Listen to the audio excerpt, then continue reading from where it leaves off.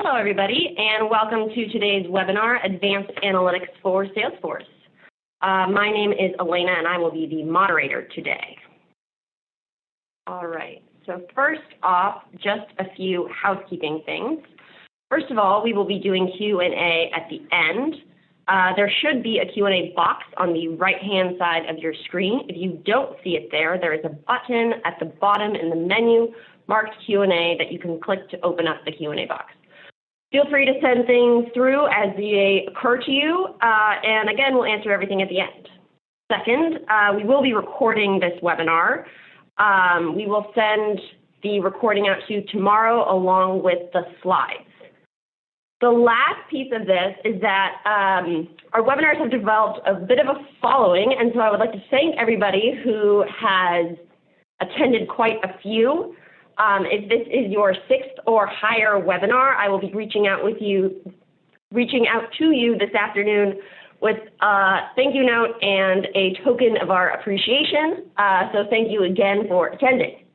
All right, so for today, our presenters are going to be Rich Taylor, the Senior Director of Marketing at Looker. Rich has been a Salesforce admin for 11 years, so he's well acquainted with the trials and tribulations of Salesforce Analytics. Hello, everybody. We are also joined today by Kevin Marr, Senior Data Analyst at Looker. Kevin was an early analyst here and has seen the product through quite a few iterations. Yep, that's right. Hey, guys. All right, and without further ado, I am going to hand it off to Rich to get us started. All right, so today we're going to go through just a few slides, and then we'll get into the demo, which most people want to see anyway. So the agenda is pretty simple. We'll talk about the problems that I've seen with Salesforce and how, analytics around it and reporting, kind of the Looker solution, how we do things, and our philosophy. Q&A, and well, we'll do the demo, then a Q&A. So, all right, so let's jump into the Salesforce problems I've seen. So I've been an admin for 11 years off and on in my career. I was first an admin at MySQL. So we had about 2,000 leads a day come in, basically people downloading and giving us information. Those all weren't very highly qualified, but we had to sift through and figure that out, and it was a great experience. I was admin day one when I came over to marketing, and we were about 80 people, maybe 100 people at that time, and trying to figure things out. And there wasn't lead scoring back then, so we built our own. There was a lot of things we were figuring out. What I noticed is all of a sudden I became the data bottleneck. So I was the person everybody came to for reports, for different things. In fact, even when we hired a more seasoned Salesforce admin, I was still a data bottleneck. There was maybe 3 or 4 of us that had a lot of access, and people kept coming to me asking for reports. This was from our CEO to executives, and always coming to me for reports, and I became this bottleneck. We then built a BI platform on top of our Salesforce Analytics, and I found that there became some data chaos.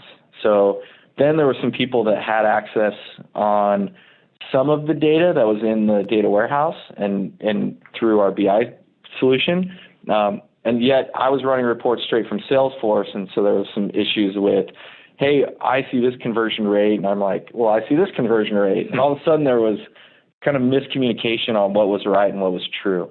MySQL was a data company. We were pretty data-driven at that point with lots of data points, and it became these 2 problems that I saw. There was either the data bottleneck where they were coming to me and I was an issue that I couldn't serve everyone as we grew and grew. And then there was this data chaos issue that came up where everyone was running their own reports and trying to figure things out. And this wasn't just at MySQL. This was at several other companies where these were all great companies, but there was one of these 2 problems where either one person had all the answers and you had to stand in line to get those, or there's this chaos of everyone was grabbing the data they had and making assumptions off not a complete set of data. So, there's kind of this give or take on each side. You want standards and governance, so someone that knows all the data and understands it and has all those things, or within the company you want that. And then you want self-service and flexibility. You want people to be able to get to what they have without having to stand in line and have to talk to a data analyst like Kevin or to the Salesforce admin. And so here's what Looker does. So we have we're a data platform that does both. We connect to any SQL database. We create standards using basically define your data and business metrics. You explore anything you want, anyone can, and we help people build a data culture. Companies like Etsy and Warby Parker, Dollar Shave Club, a lot of them have quoted us saying, or talked to us and saying, hey, our culture is more data-driven because of you. And people sign in, 80-90% of the company signs in to look at their data through this. So this work, especially for Salesforce. So we'll get straight to it. The basic idea is you have Salesforce, you dump that data in a data warehouse. We have ETL partners. We use Fivetran just because that's what we've been using for a long time, but RJ Metrics, Expleni, Illuma, all these partners do these really well. And then that connects to Looker, and I'll kind of kick it over to Kevin a little bit to just talk about this. Sure. Yeah. So, technically, what we want to do is we want to take the Salesforce data and we really want to stick it into a database of our own control. And the reason why is that we really want to be able to, kind of unleash the power of SQL against the data. And, having it just locked in Salesforce is not a way to enable that. So, on top of that, Looker is an SQL-based technology. Looker's modeling layer is actually a way to define and kind of logically build metrics, in a kind of coherent language and kind of, in a centralized place. And so putting Looker on top of that database gives us all the flexibility and the power we need to analyze the data in, whichever way we need. So Kevin, I don't know SQL, so right. Why? Right, of course. Why does this work for me? And and that's my bad for working at like MySQL. But right. Well, I mean, that's in a lot of ways that's kind of what Looker does for us. Looker is giving us the kind of the power of SQL. It's baking in the logic that your data analysts, or I guess that would just be me, right? Yeah. have baked into the model. But what Looker then does is it takes that logic and presents it to the consumers of data, yourself and other people like you, in a way that's easy to understand. So then, and this question's maybe off the cuff, so sorry, Kevin. Well, why not have a direct connector to Salesforce or some of these other things? Right. Well, a direct connector would be basically an API into Salesforce. And, what a lot of companies might do is they might just, hit Salesforce API, grab all the data they can, and ingest that into their own data, backend. At Looker, we're really not about storing customer data. We really believe in owning your data. And so by virtue of taking your data, sucking it into our own proprietary data system, we've kind of created this black box. If you want to make a change to the data, you have to ask our support team rather than having the capability of doing it yourself, if we were to do that, right? I've seen other companies that do this, and also one thing that I'm glad that we're able to avoid is people not trusting the data, right? You want to be able to audit the data every step. As soon as you have, just one person in your company who says, you know what, I don't trust this metric because I don't know, how it's being defined. Once you don't trust the data, it's totally useless. Yeah. Right? You might as well not have any at all. So that's kind of our philosophy there, and that's why we're kind of strong proponents of kind of taking this data and then putting it into an SQL database under your ownership. Perfect. So I say we get to a demo, and that's the last slide. So perfect. Cool. So I'll go ahead and just share my screen here. All right. That ought to be coming up in just a moment here. Cool. So I have Looker up here on the screen share. And what we have here in Looker is, what I wanted to show today is what we've done internally on Salesforce. Of course, Looker is a SaaS company. We use Salesforce to manage our CRM. And of course, being the company that we are, we use Looker on our own data. So we've done all this already, and so what I'm showing today is our model on Salesforce data. Of course, we've obfuscated the data for the purpose of demonstration, but I just want to show some of the things that we've been doing today and some of the things that we're happy to build, for anybody who's interested. So the first thing I want to show here is Looker's Explore section. Think of this as Looker's report builder. And so we have lots of different data sets in this demo instance of Looker, but I'm going to go ahead and jump down to my Salesforce project. I'm going to jump into our primary Explore on kind of most of the metrics in that Salesforce data. And now, right now, Looker is on top of a Redshift database, but of course, this data can live in any SQL database that you prefer, whether it's a free database like MySQL, Postgres, or kind of a more kind of scalable, massively parallel process technology like Redshift. And so Looker's report builder, which we call Explore, is all about taking columns and then assembling them into some sort of spreadsheet. Think of my underlying data like one, very, very large Excel spreadsheet. And what I'm going to do here is that using this field picker on the left, I'm going to select, whatever combination of attributes I want to be in my result set. So, for example, if I want to see the total number of meetings ever created for this obfuscated SaaS company, I can go ahead and just select my count under the meeting dropdown, hit run, and Looker will just return to me what the total count of meetings is. In this case, we've had just over 17,000 meetings. And what I clicked on there was a measure. And so a measure in Looker is some sort of aggregation I would do over the data. In this case, I'm counting up all the measures that have ever happened. But if you think of this kind of back in Excel terms, a measure in Looker is like using a sum or a count or an average, something to summarize many rows of data. In this case, 17,000 rows. Now, if I want, I can also make this report more interesting. I can have to layer on other pieces to it.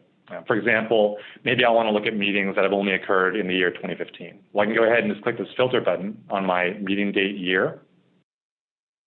And I'll go ahead and just select, let's see here, is in the year, and I'll just type in 2015. So again, behind the scenes, Looker is translating these kind of user-friendly gestures into real SQL. And it's doing so in a way that your data analysts have very explicitly described. And in this case, I can see that in 2015, I had roughly 13,000 meetings. Okay, great. So perhaps my reporting wants to be more than a single value. So of course, we can start to mix in what we call dimensions. So dimensions are what show up here in black. And dimensions are essentially things that I want to group my aggregates by, my measures, right? So in this case, maybe I want to see my meeting count month over month within 2015. Well, to do that, all I have to do is select the month here for meeting date. That I like column in blue. So dimensions are shown in blue. And as you would expect, before I hit the run button, what this is going to do is it's going to give me a meeting count for every month in the year 2015. So let's go ahead and hit run. We'll see that. Cool. So now I can see that in front of me. You can sort these result sets, descending, ascending, whatever you like. I can see that October had the most meetings. But also in Explore, here's where we can do visualization. So don't forget about this visualization tab here. If I click on that, that'll open up this tab. I can do a simple line chart. But we have a number of baked-in viz types, whether it's a simple table, column, bar, scatter plot, line, area, pie, what have you. So, the idea here, kind of taking a step back, is we want to give kind of access to all of the Salesforce data to everybody at the company without requiring SQL, but with the ability to leverage the power of SQL, and also in a very consistent manner. No matter who goes in here, if I select my meeting count, it's guaranteed to be the same kind of count. If I select my conversion rate, month over month, that's guaranteed to be exactly the same as anyone else who defines conversion rate. So what I now want to do is kind of fast forward this a little bit. What we've done here is, yes, we've built this model. We have this great kind of ad hoc report builder, which we call Explore. But also, once we build these visualizations, I can take the visualization and add it to a dashboard. So we've actually created a number of dashboards in our demo instance of Looker to kind of hone in on a couple of specific use cases. So what I navigated to just now was Looker's Spaces section. And think of spaces like folders. Spaces are essentially the areas where I can organize either saved queries, which we call looks, or dashboards, which are comprised of looks. And so I'm going to jump into this space here called Salesforce. Cool. Now at the top, I can see my 4 dashboards. I think the first one I'll jump into is this one called Sales Ops Management.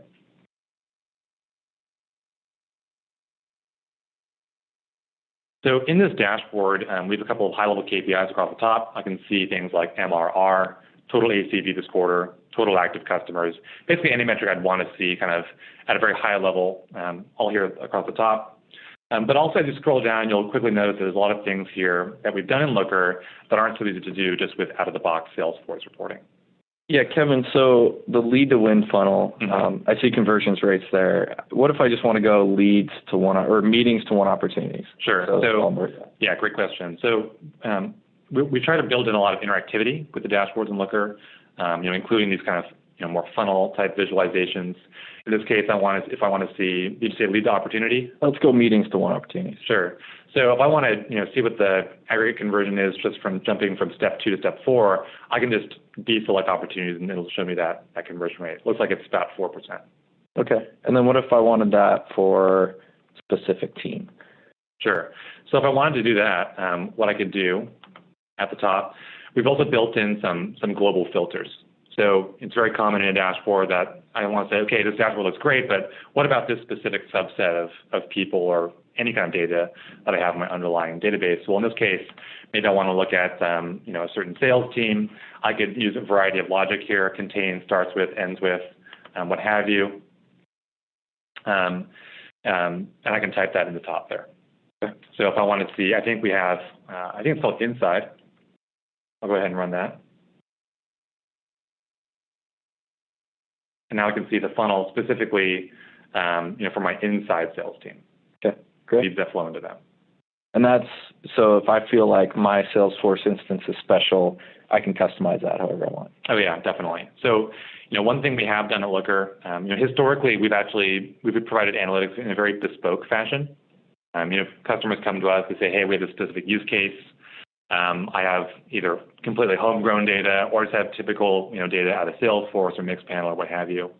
And, we're able to, build analytics custom built, for each individual use case. That's very much part of our trial process and just what it's like to be a Looker customer. And Salesforce is no different.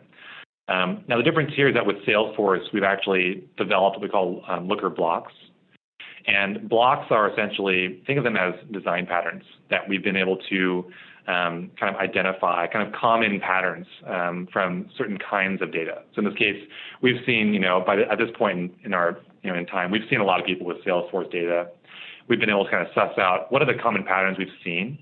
And so, when people come in and they say, hey, I have this Salesforce data set, we're able to apply our blocks to get started, to kind of jumpstart that analysis and that model building. Cool. So this demo here is kind of very much the product of putting those blocks on our demo data set. Yeah, I think personally the conversion rate stuff's really interesting for me, just that I used to have to run 2 or 3 reports to get that. You can do some advanced reporting now in Salesforce, but this is really nice.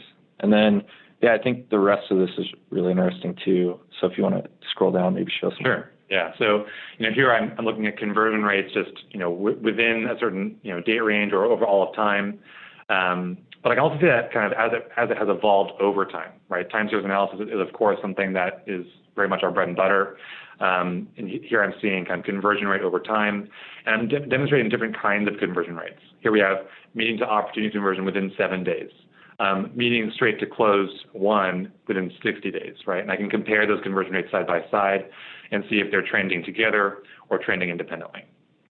And also just so I can get a sense of the amount of data involving these conversion rates. In this case, we've superimposed just the count of meetings in the background. Another really cool design pattern that I'm pretty excited about that we have at Looker is pipeline snapshotting. So here we have 2 examples of that. But the idea here is that rather than only being able to show you information about, your Salesforce objects as they exist today, we can actually do analytics about how they were yesterday or how they were a year ago, or any point that's, not its current state. And so, for those who are familiar with kind of the underlying system in Salesforce, we have an opportunity history table. And actually, most people have this. They just don't realize it. And the thing is that, this analysis is non-trivial, but we're able to bake it into Looker so it all happens automatically. But analysis on the opportunity history table is not exposed in the Salesforce UI when I build a report. But by virtue of just having that table and then again bringing it into that database that we own, we're able to point Looker at that and tell Looker to do whatever kind of transformation on it that we want. Yeah, I know for me, historically, I used to export this to Excel and then keep it in a separate spreadsheet, and then I'd update that quarterly, and it was a pain. And now it's there. Right. And now I want to see, in this case, day over day, how has my total pipeline been evolving in terms of the kind of the total ACV or potential ACV of those opportunities. I can look at that as a simple time series. In this case, broken down by the opportunity stage, where whether we're about to win it, it's just in trial, we're just prospecting it, or it's just a lead. Yeah, that's great. It can also help us with forecasting. So folks like FP&A, for those use cases, here on the right we have a report of opportunities that we had in Q4, of course obfuscated. But again, showing us the total, of ACV that was available to us in Q4, how many of that we won, shown in black, how much of it is likely or winnable, 80 to 99% likelihood, and so forth going down the line. In this case, we've just decided to, by default, hide the lower, likelihood opportunities, just for the sake of being realistic about what we can close to the quarter. But of course, I can just toggle this on just by clicking on the legend. So that's just one dashboard. This is a dashboard that's oriented around a sales ops manager, someone who's interested in knowing a little bit about kind of the high level metrics involved with the sales team or the overall sales force. But we also have a couple others that I want to show. So another really interesting use case at Looker is the ability to kind of go in and kind of do peer comparison. So here in my kind of quick list drop down, I have this dashboard called Sales Representative Performance Dashboard. So this dashboard is oriented at showing me performance metrics around an individual in my sales team, and also giving me a little bit of side-to-side comparison about how they might be performing against their more local team or against the broader sales organization. So just as an example here, we have a fictitious person named Kelsey Casados. She's an enterprise sales representative. And here we have kind of some basic KPIs again across the top. But going down, we can see things like funnel metrics. How has Kelsey been converting from meeting to opportunity to one? What about the enterprise team? So I can compare her to enterprise here side by side. And again, we've made this dashboard dynamic. So if I want to change the sales segment, I can say, well, how does Kelsey compare to mid-market, right? Looker will autocomplete those values. I can select that, rerun my dashboard, and maybe take a different look at it. I can also show those comparisons side by side. So moving down here, we have the comparison of the sales rep against the rest of mid-market as I've selected, and also against the rest of the entire sales team. Looks like Kelsey is a little bit above average in terms of total ACV won, and her pipeline is looking higher than average. So it looks like Kelsey is doing pretty well. Now, one last thing down here at the bottom is account health scoring. So, again, something we're able to do in Looker is build in arbitrary rules. In this case, we have a kind of a little mini health algorithm that we baked into the model. Basically, what this does, it looks at various criteria, mostly usage data, attributes about the opportunity, anything that you have in your underlying data, we can kind of curate into form a health score. Now, for us, we use our product data on that. So, I'd maybe talk to the ability of combining, other systems like Zendesk or other systems with the product data. Right. As well. And so where this starts to get really interesting, again, by virtue of having and owning my own database, you can put whatever you want into that database. I can put, Zendesk data, as you mentioned. I can put my own product and like event data. I can put transactional information. And analytics really comes full circle when I can kind of do cross-analysis from those data sources. So in this case, we've taken app usage data, and we're marrying it up with our Salesforce CRM data, so I can look at on a per-account basis how healthy are these opportunities. It could be that maybe my sales reps think, oh, this opportunity is going great. They really like it and so forth. But you look at the usage data as well; they're not even using the product. So again, it's helpful to have kind of that full kind of knowledge across all of your data sources that you have available in the business. And then maybe talk through the IDs and what that does. Sure. So, are those links? Yeah. So it sounds, Rich, it sounds like you might know what this is. Yeah, I know. Again here, you see the little clouds being populated in our table here. And so Looker has the capability to customize the HTML, the way that we actually render these images or these values. In this case, we've taken a cute little image and we've actually nested it along with the actual database value, which was just the account ID in Salesforce. But what we've done here, note that when I hover on that cloud, it's actually a link. So we've also baked in dynamic linking. What I can do is just by taking this value and dynamically sticking it into a URL, I can then create a really kind of interactive experience for people using Looker or people using Looker in other places. So in this case, we're not going to link over to our actual Salesforce account, but just for the sake of example, we've created an image here. And so when I click it, we just told Looker, hey, point at this image. But we can really point it wherever you'd like. You can point it to Google. You can point it, to your own internal ops tools. In this case, we've shown you an image. But what we do internally at Looker is that we point this back at Salesforce. So I say, hey, this account looks interesting. Let me go ahead and look at the Salesforce record for it. You can click and link to it directly from Looker to jump right in. Cool. Now, one thing we're also not showing here, but I'm happy to kind of show anyone if they were to come in and talk to me about this, is the ability to embed Looker back into Salesforce itself. So, for example, on this fictitious record here for internet creations, I can actually take an individual chart or entire dashboard and embed the entire thing back into the Salesforce app. Yeah. So if I don't want to force my users of Salesforce to have to jump into Looker to look at analytics for their accounts, I could be embedding that directly into their into a workflow they're already familiar with. So one of our customers, HubSpot, takes their kind of sales comparison dashboards and puts that within Salesforce, so you know how you're doing against your peers. Yep. Which I think is a really cool use case.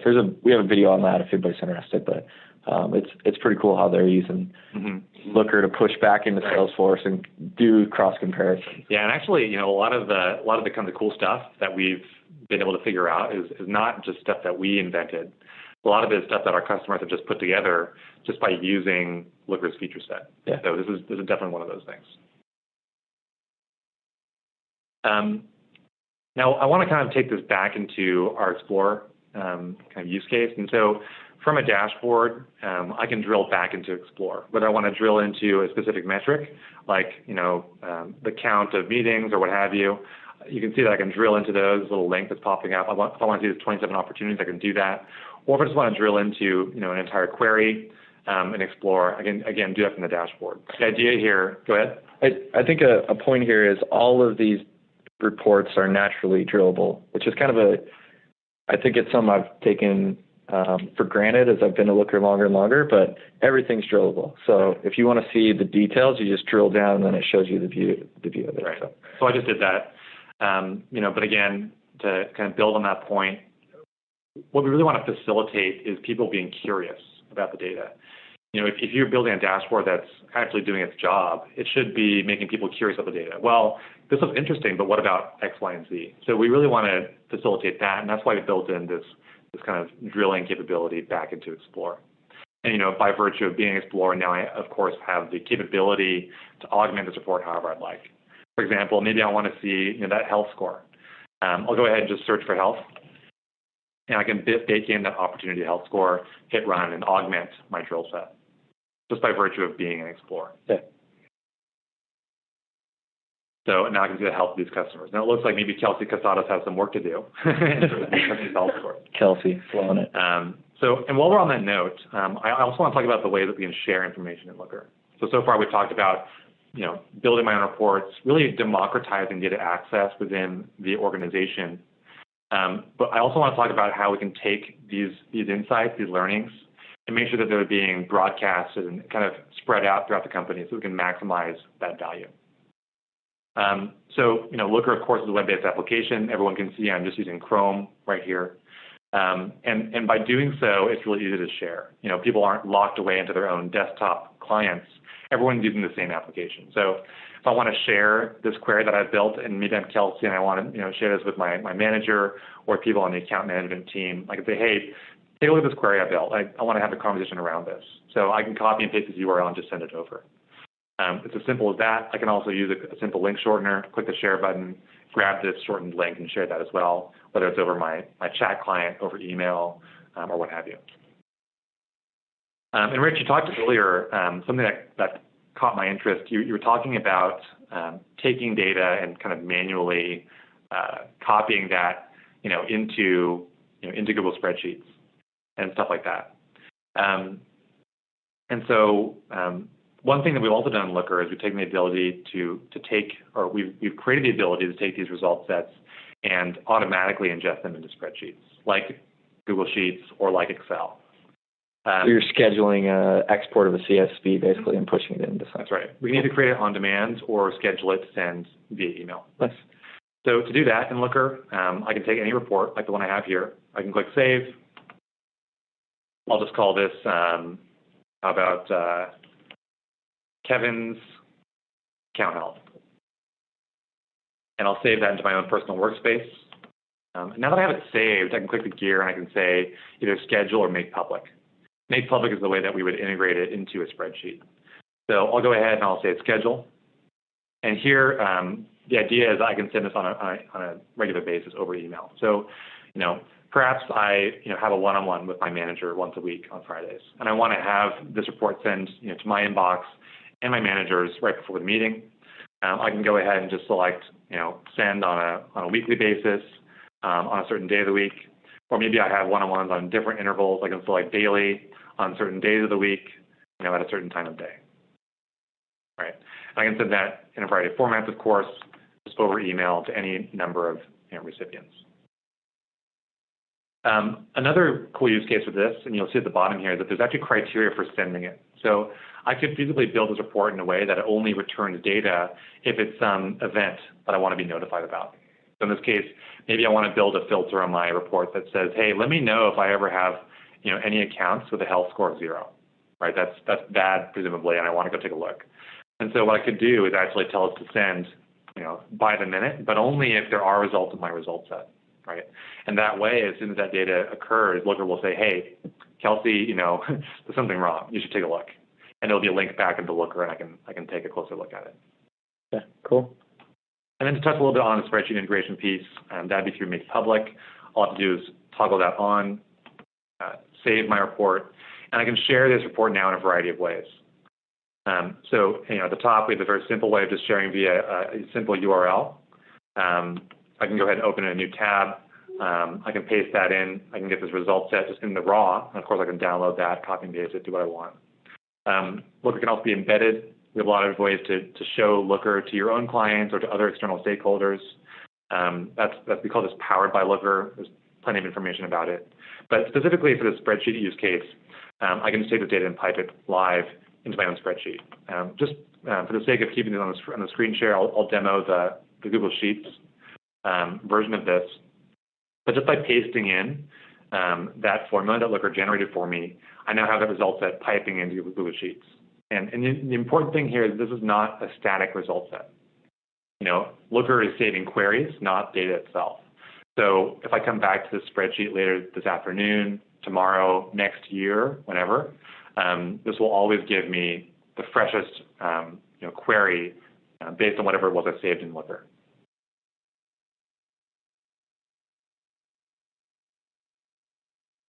All right, so that's most of what I wanted to show today. So I guess Go ahead, Rich. I'll do one more, maybe show one more dashboard. But I think we all know the neediest people in the organizations are the sales managers and leadership. Yep. Right. So how does maybe show what dashboard we built around that? Sure. And then how they can drill. So I only showed 2 dashboards. We actually have a few more, and we have one specifically oriented around leadership. This is a really high-level approach or high-level view on the Salesforce data.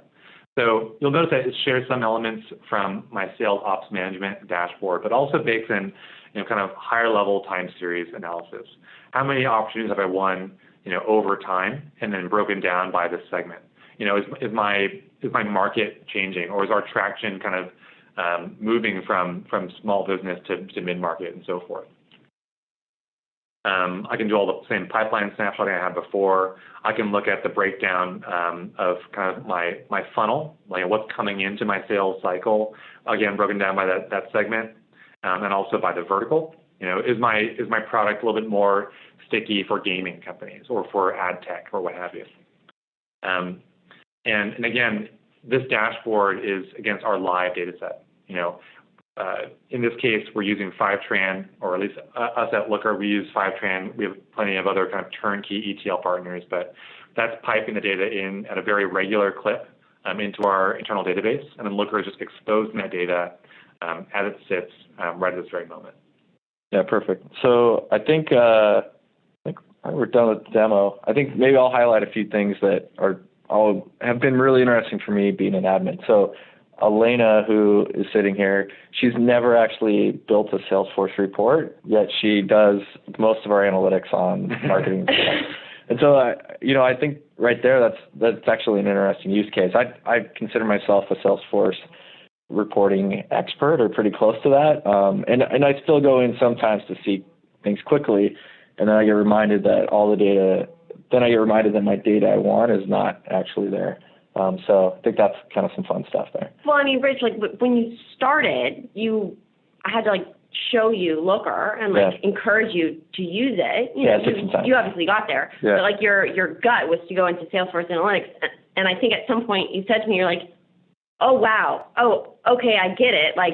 This is just so much better. Yeah. Right. It's all there, and it's so easy. And I think so that's one aspect. Is I think there's a lot of power. All the Salesforce data is really well built. It's just hidden under some layers. And so I think that's interesting. I think the other aspect is pushing the data back into Salesforce where people work and live. So our sales development reps and our account managers, they're in Looker quite a bit, but they're also in Salesforce all the time, prospecting and doing things. So we push reporting back into there so they can look at account health really quickly. They can look at, what they're doing across a lot of things. So pushing our own data back into Salesforce and the easily capability to embed has been really interesting for me. And I've worked for, a few other BI companies and other, used other tools, and just the ease of embedding is awesome in that way. Yeah. And then also showing it to your clients, which other stuff too. So, and a lot of it also is about workflow optimization. Yeah. Before Looker, I was a data analyst at a company in San Francisco, and a lot of the day to day for those folks was just export this data set from this vendor, export this data set from here, maybe run an SQL query here and there, stick it all into Excel, run the formulas and the transactions I want, and then do reporting in Excel, attach that to an email, send it out to the team, and rinse and repeat. And I think it's safe to say that almost nobody at Looker does that, because we're able to dog food, of course, our own product, and that's kind of very much our goal. Stop doing that. Stop copying data and sticking it to Excel and do all that manual work. Rather, consolidate that information into a database, and then let kind of instruct Looker on how you want to transform it, and then have all that just flow through automatically. That's kind of the dream. That's really much what we're trying to evangelize. No, absolutely. So, Elena, do we have questions? We could probably start answering anything. We do. We've actually had quite a few questions come in. The first one I'm going to shoot at you guys is this. Since you are a SaaS business, does my data need to be in the cloud? No. No, I mean, wherever your data is, we connect to it. So, and Kevin might have a stronger answer than that, but no. Right. So the data can live literally wherever you want. To put Looker on it, you just have to put it into an SQL database. And the SQL database can also be anywhere you want. And actually, the Looker application can also be anywhere you want. So, yeah, you can have this on-premise. We host a lot of our customers, but we have quite a few that are on-premise for various reasons. Right. Yeah. Great. Second question, how are you different than Tableau? Yeah, great question. So Looker and Tableau overlap in some areas. I wouldn't say we're direct competitors. A lot of our customers actually use Tableau and Looker side by side. And so the two companies, our two products specialize in different things. Tableau is very much about very quick access to the data, lots of visualization options, kind of one-off reports. Looker is very much more focused on data exploration, creating a really frictionless report building interface, while still having that really trusted, centralized modeling layer that gives us our data governance. So, we say Tableau into that spectrum you're talking about before, Rich, about, data bottleneck versus data kind of chaos. We put Tableau more into the chaotic side of things. Not that that's necessarily bad. There are certainly use cases where I just want to jump into the data really quickly, build a bar chart or some other fancy viz, and then stick that into a PowerPoint presentation or what have you. And that's certainly Looker will let you do that as well, but within the context of that well-governed model. Great. So while we're on the topic of comparing, we also have questions about Domo and what's the other one? IBM Watson. About how Looker compares with those two options. Sure. Yeah, I'll take Domo. So Domo ingests all the data in, and then they, do. I mean, it's extremely great looking. So all their charts and viz, and they do a lot of that stuff for you. So they do a lot of things just straightforward as far as they take all your data and put it in their data warehouse that's internal. So it's kind of that black box a little bit. If you want complete access, that we think we just have a different philosophy of how you do. Right. They target more CMOs and leaders, and we target more data analysts and business users. So yeah, I mean, Domo's. I think what we've seen is that people that like Domo are people that don't have the kind of the internal capability to kind of own the data process themselves. So I want some companies to take my data and then show me what I want to know about my business. And I want to see it in a really polished presentation. That's kind of what they're all about. We're more about, hey, let's just expose the data to everyone in the organization. We'll put it in the hands of some really smart people, and we'll try to really cultivate that data-driven kind of mode of decision making. All right. About IBM Watson, I know less about it. I can't really speak to it, to be honest. Yeah, and we don't really have any customers. That's more data science, and they're doing more data science type stuff. We're a little bit different than that, so we're not as data science-y stuff. You can do some complex calculations and I've in my experience in the field, so, kind of talking with customers and clients and people interested in Looker. I haven't once seen Watson. So I think it's at least fair to say that they're in a little bit of a different market than we are. Yeah. Great. All right. Next question. So there's kind of two that go together here, so I'm going to put them together. Okay. So the first one is, can Looker visuals live dynamically within Salesforce? For example, current spend modules from Looker living within an account page in Salesforce. And the other question is, can we export those Looker dashboards into a PDF, a PowerPoint, or any other sort of? Right. So for the first question, that was kind of what I was getting at in terms of the embedding back into Salesforce. So any visualization, any dashboard you can build in Looker can also be embedded back into any object page in Salesforce. We have some kind of documentation around exactly how that works, but all Looker embedding happens via iframe. So those iframes would be stuck into the appropriate place in Salesforce. We have some links in our forum site kind of delving into the details about how that happens. And when you show the export or share, it has those links right there. So it's very easy. It's easy enough for me who has some HTML and CSS knowledge to go do that. So it's not a difficult thing, and anyone that has some limited knowledge can go do it. And one thing I'll add there is that the dashboard will be specific to the page that's on. So you can feed in variables saying, when I log into an opportunity record showing me, company ABC123, I want to see metrics for that company, not just some generic report I built in Looker, right? So you won't have to build a separate chart for every single different object you want to embed into. It'll be just one, and then it'll be, parameterized and dynamic such that it only reflects data about, the context in which it's embedded. And then to the second question about, exporting dashboards, Looker currently has a beta feature that is available in every version of Looker. We call it a labs feature, but we're just very conservative about making sure it's fully polished. But it works very well. We use it internally all the time. Essentially, it's an export as PDF option. Any dashboard in Looker can also be exported as a PDF. And of course, you can do whatever you'd like with that PDF at that point. Great. All right, so continuing on the dashboard thought. For dashboards and graphs, can you set a target line? If yes, can you also set an alert if you don't make the target that month? You can. It wouldn't be all part of the same workflow, but I think I had some examples. Maybe I can start my screen share again. You can set any target line you'd like in the y-axis. So I'll go ahead and jump back to Looker. I had it here in my chart at the bottom. Here's my pipeline, and I set a goal of 7.2 million. You can punch in whatever number you'd like here, or you can have this be determined by a function like a median or an average, or perhaps like you want to show a band showing standard deviation as well. Those are things that we can do and kind of just superimpose on that y-axis. In terms of setting up an alert, that would be done through the emailing feature that I showed earlier. Essentially, I would build a report that looks for the total in sales or whatever it is I'd like to be notified of. I would filter it such that it only shows me data if it's above my threshold criteria. Right.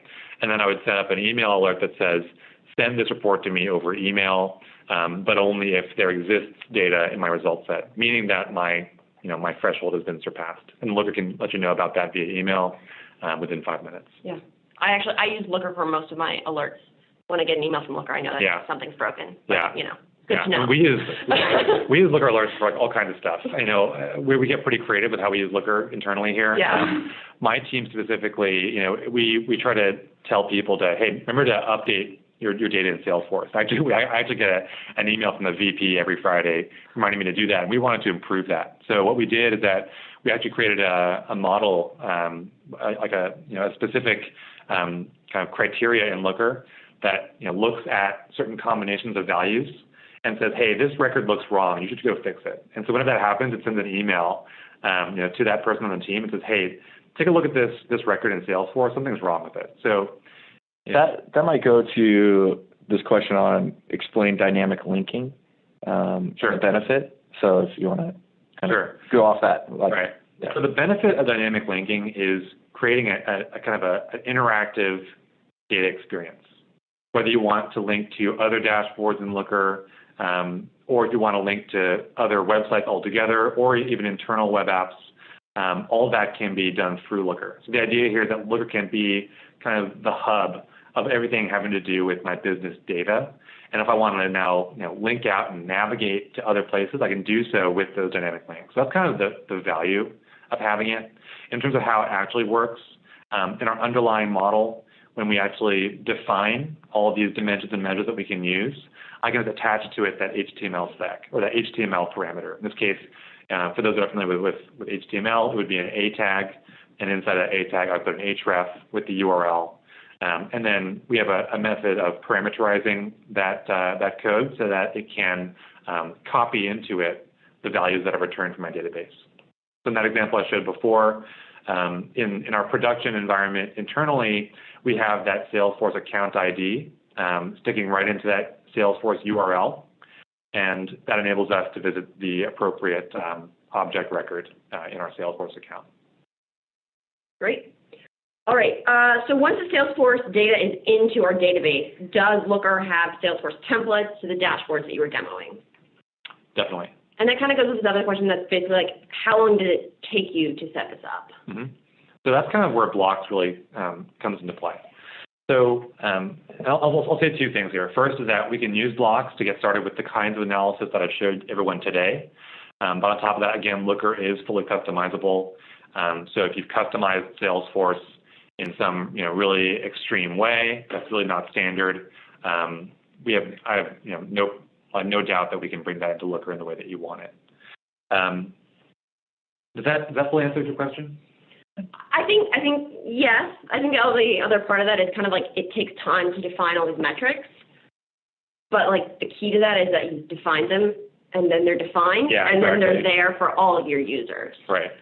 So in terms of the actual development process in Looker. Again, that's fully exposed to our customers.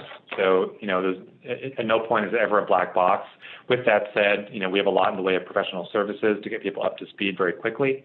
And of course, we're going to utilize blocks wherever we can to make that shorter. I think where a lot of people are kind of pleasantly surprised with Looker is that we're usually able to, build a functioning model even just within a 1 hour call after creating a database connection. But all it really takes is someone saying, hey, I want to see these metrics, and they're defined logically as such. And then someone on my team, someone in professional services can jump in and just say, okay, I'm going to go ahead and build those for you in LookML.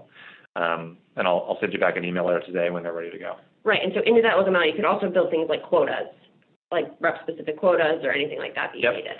So as long as you have, quota information either in Salesforce or you've uploaded it to your database just through CSV, Looker can, of course, expose that information. We can permission it so people can only see their own quotas, and the like. Yeah. So that might go well with, permissioning and stuff. Do we have single sign-on, those security type things? Right. So currently Looker integrates with LDAP and SAML as single sign-on, as well as Google Auth. So if you use those authentication methods, if you're at a larger enterprise, we can kind of leverage the single sign-on servers that you've already had, and those can be used to grant access to Looker. Permissioning in Looker can also be done in a variety of ways, whether it's by permissioning Looker features, like can you use Explorer, can you see dashboards, can you, write SQL in the SQL runner, but also it can be permissioning on model access. I've created this specific LookML model for my marketing team. Only marketing can see it, or perhaps marketing can only see it, instead of other models like the finance model or what have you. And then finally, we can also permission on the actual data itself. So if I want to say, this user, they can only see data that applies to this specific filter, I can set that on a user-by-user basis, either manually or programmatically with our API. And then every query that user builds, Looker will go ahead and just stick in that restriction on the data. Great. So aside from Salesforce, does Looker integrate with other applications such as Twitter or other relational databases? I think this kind of goes back to our general feeling as a company of what we believe. I'll show just the slide. Go back to the slide. So if you look back to the basic idea, you replace Salesforce over here with anything, you just dump that into the database. All of your data sources. All of your data sources can go into the data warehouse or your database, and then Looker connects to it. And there's another question about kind of modeling that. But yeah, once you model the data, then you can access to it. And for kind of showing our LookML in the modeling layer, we usually do that. We have that on tons of other demos, but you can also just reach out, have a trial, we'll walk through all that stuff with you. Yep. There's maybe a nerdy question or nerdier question. So somebody's asking ETL in the data warehouse, should we create one table for all the objects, put them in multiple tables? What do you recommend? Yeah. So, my highest recommendation is just to use one of our ETL partners, Fivetran, RJ Pipeline, Xplenty, Illuma, and a few others. And most of those ETL partners will just take your data as it exists in Salesforce, that entity relational model, and it'll just very literally copy it into your database of choice. And that'll be one table for every object.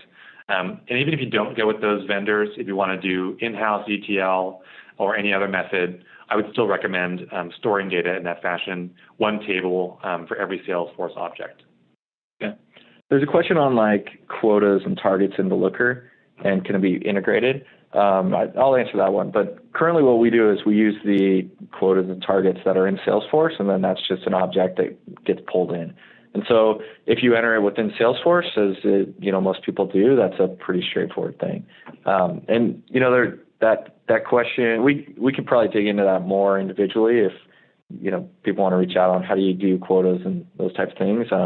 It's not very hard as long as it's in a system that we are pulling into the database. Yep. I mean, we even have customers that are doing forecasting and other kind of manual things over Excel, converting that into a CSV and then just uploading it either with a kind of a WYSIWYG tool or just through command line into their database. And once it's in the database, of course, like everything else, Looker can mix and match and marry it up with any other data. Yeah. There's a question about combining sources and kind of out-of-the-box stuff like Google Analytics to leads and contacts in Salesforce. I don't really have anything out of the box, but it's something we're doing internally in some ways, and that's can be a complex problem. So I mean, we're happy to look into that. That's not. Yeah, I mean, we have lots of customers that are doing that. And again, it's the same process. ETL that into a database, whether it's through your own ETL efforts or through one of our turnkey providers. But those guys like Fivetran and RGMatrix Pipeline, they're not just for Salesforce. They all work on a variety of data sources, and it's growing very rapidly. Whether it's Google Analytics, Zendesk, Mixpanel, Salesforce in this case, Segment, anything. Yeah, on that note, Segment, we have a webinar about how to use user IDs across things, and that might be a good one to kind of key in on that. Segment's something I've used in the past. It's funny you say key in. I guess the newer people in the meeting will laugh about that, but just because that is literally what you want to do. You want to create keys in between those data sources, and we're happy to advise on the best way of doing that, in any kind of trial circumstance. There's one thing on snapshotting. So yeah, that snapshotting backwards is very possible. Salesforce has those history tables, and we just are able to expose them once you put them in your database. Right. Essentially, the way that the history table works is that any time that someone saves an object or that's changed in any fashion, for an opportunity in this case, that is stored in a table. And so we have lossless history of all change records to those opportunity objects. And Looker can then help you snapshot them on whatever frequency you'd like. In our internal instance, I've baked in snapshotting at midnight, snapshotting at 11:59 p.m., snapshotting monthly, weekly, daily, quarterly, kind of whatever frequency you'd like. Yep.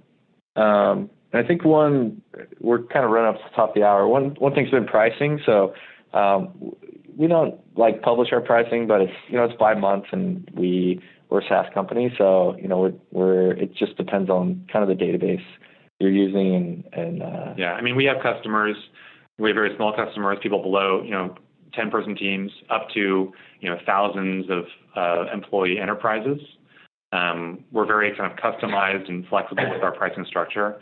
And if you're interested in learning more, we're happy to jump on a call with you. Yeah, and there's one last question which I thought was interesting. So what's the advantage of using Looker over RJ Metrics when RJ lets you create the pipeline as well as visualize the data in one place? Yeah. Interestingly, RJ Metrics is a partner of ours as well. So they created RJ Metrics it's actually called Pipeline. That's the ETL product. Yeah. Yep. So, and the reason they're our partner is they've realized that some people don't want kind of that black box of the original RJ Metrics, and they want to create a warehouse where they sit something on top. So Kevin, maybe a kid on that, and then we can. Sure. I mean, RJ Metrics, their kind of cloud BI product is about kind of out of the box kind of canned reporting. That's what they want to show you, and it's great if if you just want to get started and don't have very much time or resource to dedicate to analytics. Looker is really for people that want to have a little bit more of a powerful and robust offering or have very customized needs when it comes to analyzing data. Great. All right. With that, I am going to wrap it up. I'm sorry if we didn't get to your question. I will make sure that it gets answered afterwards. All right. Thank you guys for joining us today. Again, I was recording this, and we will be posting the recording along with the slides tomorrow, and we will also email you them. If you would like to learn more about Looker, you can either email us at discover@looker.com or visit looker.com/free-trial in order to get your free trial. All right. Other than that, we will see you next time. If you would like to join our next webinar, we are talking about Looker and Segment on March 1st. All right.